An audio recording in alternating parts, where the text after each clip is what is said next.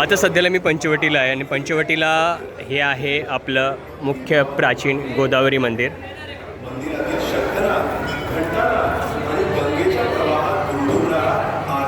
मुख्य प्राचीन गोदावरी मंदिर.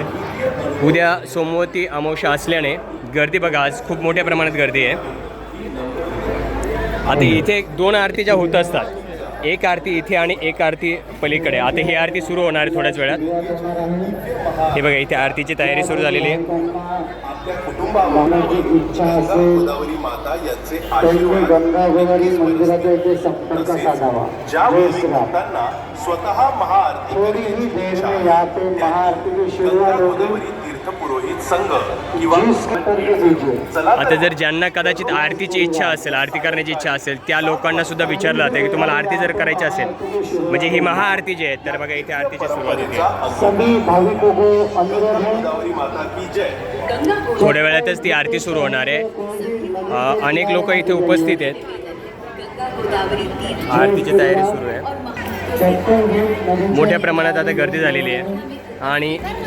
आणि हा एक भाग तुम्ही जर कदाचित बघितला असेल, ते पाण्याचा जो फोर्स आहे तो इथे येतोय आणि याच पाण्याचा भाग तो असतो. आणि इथे प्राचीन गोदावरी मंदिर आहे इथे याच साईडला.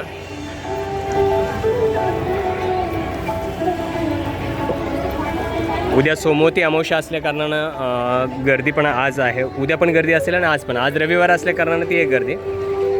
आपण नेहमी तिकडची आरती बघितलेली आहे. आज या आरतीला बरीचशी भाविक मंडळी इथे आलेले आहेत आणि खूप मोठ्या प्रमाणात बदल होतो आहे आता. बघा, हा जो आहे तर इथला जो भाग आहे अगदी हा पाण्याखाली असतो आणि तिकडे सुद्धा काम चालू आहे. इथलं काम चालू आहे, ते दिसत असेल. तिकडे काम चालू आहे, तिकडे काम चालू आहे. आणि तो जो भाग आहे तो सुद्धा कामात सध्याला काम सुरू आहे सगळीकडे. मध्यंतरी काही मंदिरं पाडण्यात आली होती. ते पाडण्यात म्हणजे इथलं काही पाडण्यात आलेलं नाही. प्राचीन जे आहे ना, प्राचीनचा भाग जो प्राचीन जी मंदिरं आहेत किंवा जे आहेत त्या गोष्टी काही अशा बंद करण्यात आलेल्या नाहीत किंवा पाडण्यात आलेल्या नाही आहेत.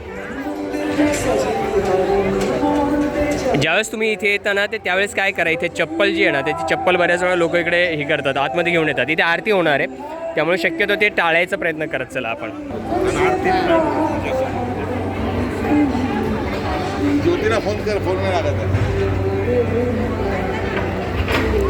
आरतीची संपूर्ण तयारी झालेली आहे इथे. आणि आता एक आव्हानसुद्धा केलं जातं की ज्यावेळेस तुम्हाला कोणाला आरती करायची असेल, की ही महाआरतीमध्ये जर सहभागी व्हायचं असेल, तर तुम्ही इथे जे मागे जो भाग असतो इथे तुम्ही ते संपर्क करू शकता आहात. आणि संपर्क केल्यानंतर त्या आरतीमध्ये तुम्हाला सहभागी होता येतं किंवा ही आरती तुम्हाला करता येते. आणि हे आपली गोदामातेचं किंवा हे रामकुंड, आणि रामकुंडामध्ये ही सगळी भाविक. आणि आज अत्यंत सुंदर वातावरण झालेलं आहे. पावसा म्हणजे खरं तर मागच्या वर्षी पूर आली होती, अक्षरशः पाण्याखाली हा सगळा भाग होता.